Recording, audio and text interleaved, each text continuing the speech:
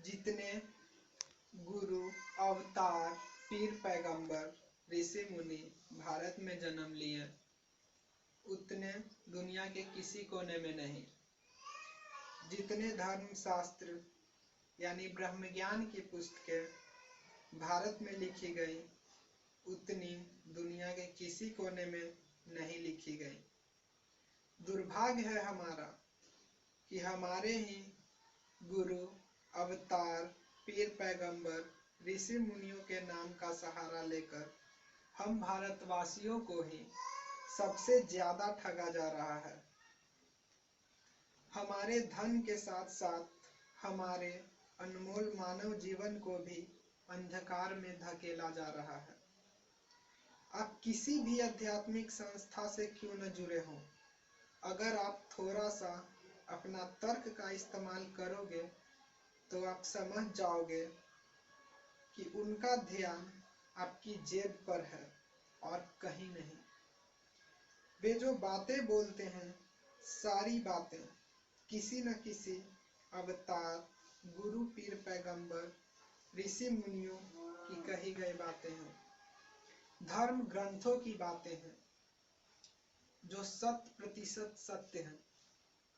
उन बातों को मानने पर आपको शांति मिलेगी, सुख मिलेगा, पर आप जन्म मरण के चक्कर से छुटकारा नहीं पा पाएंगे, क्योंकि केवल पूर्ण सद्गुरु ही आपको जन्म मरण के चक्कर से मुक्त कर पाएगा। जो अभी जीवित हो, जो परमात्मा का साक्षात्कार कर चुका हो, जैसे बुद्ध को पीपल वृक्ष के नीचे, महावीर जी को साल वृक्ष के नीचे तथा मोहम्मद साहिब जी को गुफा में हुई थी।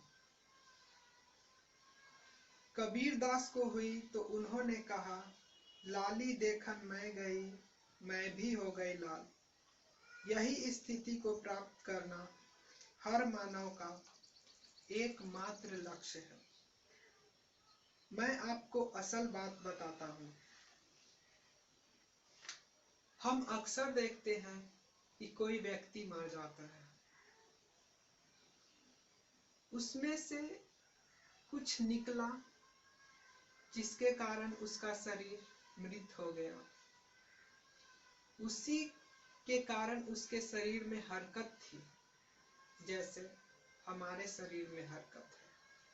हम बोलते हैं, चलते हैं, खाते हैं, पीते हैं। अगर वो हमारे शरीर से निकल जाए तो हमारा शरीर निष्क्रिय हो जाता है। वो कभी नहीं मरता, वो केवल शरीर बदलता है। हम उसे आत्मा कहते हैं। आत्मा अगर शरीर में है तभी शरीर में हलचल है, अगर नहीं तो नहीं। हम अपने शरीर से बहुत सारा काम करते हैं, पर हम आत्मा से कोई काम नहीं करते, जो कभी नहीं मरता है। सोचने की बात है, इस शरीर से काम करने पे, इस मन, इस बुद्धि का इस्तेमाल करने से लोग कहां से कहां पहुंच जाते हैं। लेकिन इस आत्मा का अगर आत्मा का उपयोग किया जाए, आत्मा की शक्ति का उपयोग किया जाए, तो हम कहां नहीं पहुंच सकते हैं। ये आत्मा जो है वो परमात्मा का अंश है। इस नाते हम परमात्मा के पुत्र हुए। परमात्मा में जितनी शक्तियां हैं वो सब इस पुत्र रूपी आत्मा में भी मौजूद है। अगर हम परमात्मा का स्मरण करते हुए, जो परमात्मा इस सृष्टि के कण कण में विद्यमान है, उसका स्मरण करते हैं, तो इस आत्मा की शक्ति जागृत होती है और यहीं पे मौजूद परमात्मा में, इसी शरीर में मौजूद परमात्मा में वो मिलकर एक हो जाती है। इसी स्थिति को समाधि कहते हैं।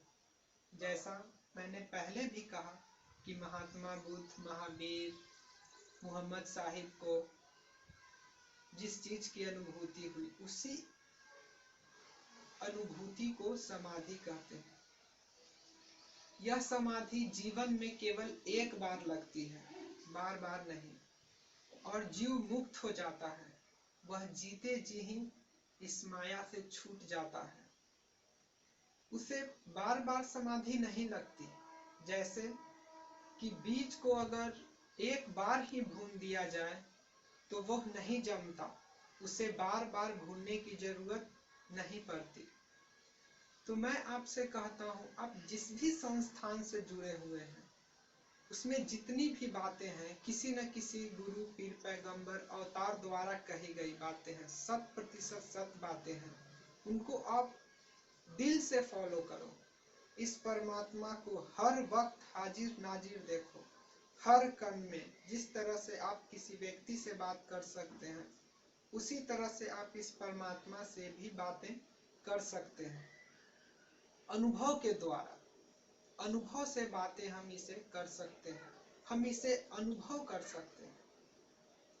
तो ये शक्ति जागृत होते जाएगी और इस परमात्मा में मिलकर हम उस परम स्थिति को, उस परम पद को जीते जी ही प्राप्त कर लेते हैं। आप जिस भी संस्थान से जुड़े हैं उस बातों को फॉलो कीजिए।